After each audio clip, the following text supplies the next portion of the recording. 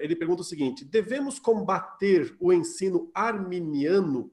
Podemos considerar eles, né, os arminianos, nossos irmãos? Se sim, por quê?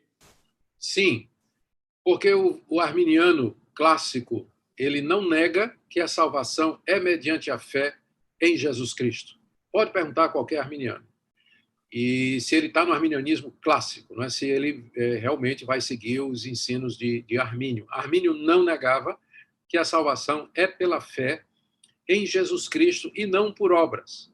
Não por obras. O problema do arminianismo é que ele vai considerar que a fé salvadora ela se origina no homem auxiliado por Deus.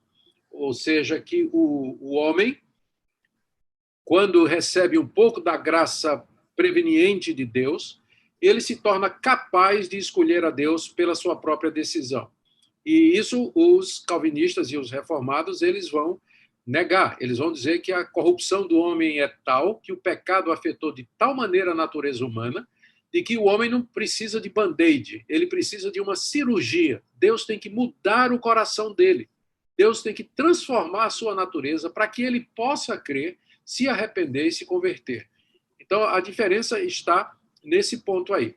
Mas o arminianismo em si, ele não nega que a salvação é pela fé em Jesus Cristo. Portanto, como a Bíblia diz, que se no coração nós crermos que Deus ressuscitou a Jesus dentre os mortos e professarmos isso com a boca, nós seremos salvos, eu considero os arminianos como meus irmãos. Embora eu tenha diferenças profundas sobre o mecanismo da salvação, como é que ela ocorre.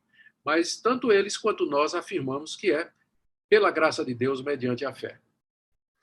Muito bem. Uma outra pergunta aqui da Patrícia. Ela pergunta o seguinte: quem segue falso profeta, né? Quem segue esses falsos profetas sem saber que eles são de verdade, né? Falsos profetas. Essas pessoas vão para o inferno? Elas estão perdidas? A ideia é o seguinte: ela está seguindo, ela não sabe que aquele lá é um falso profeta e ela está seguindo, mas está sendo enganada. Ela vai ser condenada por isso? A salvação é pela fé em Jesus Cristo. Qualquer pessoa que reconheça que é pecador, confesse os seus pecados a Deus e creia de coração que Cristo morreu na cruz pelos seus pecados e que ressuscitou ao terceiro dia e que ele é o Filho de Deus, essa pessoa será salva, mesmo que ela esteja equivocada em algum ponto.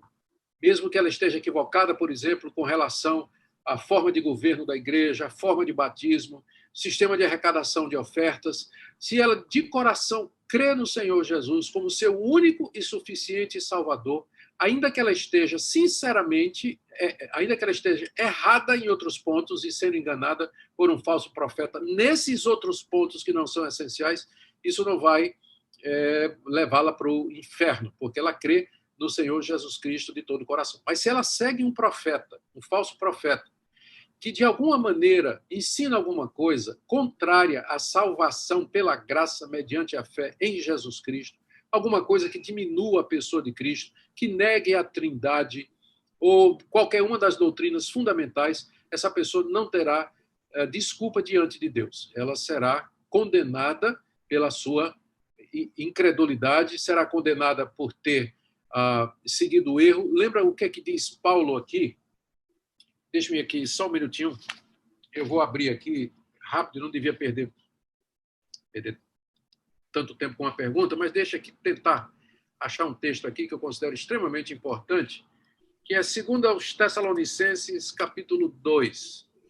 Sempre tem espaço para a Bíblia, reverendo. Pode mostrar. Sempre tem espaço para a Bíblia, não é? Exatamente. Está aqui, ó. Está falando sobre o surgimento do anticristo. Olha o que é que Paulo diz aqui. Ora, o aparecimento do iníquo, que é o anticristo, é segundo a eficácia de Satanás, com todo o poder, sinais e prodígios de mentira, e com todo o engano de injustiça aos que perecem. Agora veja. Porque não acolheram o amor da verdade para serem salvos. Então, pessoas não acolhem o amor da verdade, ou seja, eles não acolhem aquela verdade de que Cristo morreu por nós e o Deus que nos ama nos oferece perdão e salvação através dele. Aí veja o verso 11. É por esse motivo que Deus lhes manda a operação do erro para darem crédito à mentira. Tem muita gente que está aí cegada, sem perceber que está seguindo um falso profeta, como juízo de Deus sobre ela, porque ela rejeitou a verdade algum dia. Algum dia ela ouviu a verdade, ela não acolheu essa verdade, o amor da verdade, e Deus então entregou essa pessoa ao seu próprio coração. Está aí o texto. Ó. Deus manda a operação do erro para darem crédito à mentira. Então eles estão acreditando na mentira porque estão cegados, e essa cegueira é o juízo de Deus sobre elas. Olha o que diz o verso 12. A fim de serem julgados todos os que não deram crédito à verdade, antes, pelo contrário, deleitaram-se com a injustiça. Então, isso aqui é muito sério, muito sério. A pessoa rejeita a verdade, a pessoa foi criada, por exemplo, no Evangelho, ouviu o Evangelho, conhece o Evangelho, ela rejeita. Uma hora dessa, Deus vai entregar um falso profeta. E a pessoa vai acreditar na mentira, e vai pensar que está seguindo a verdade, e não vai perceber. E no final ela vai ser julgada e condenada por Deus.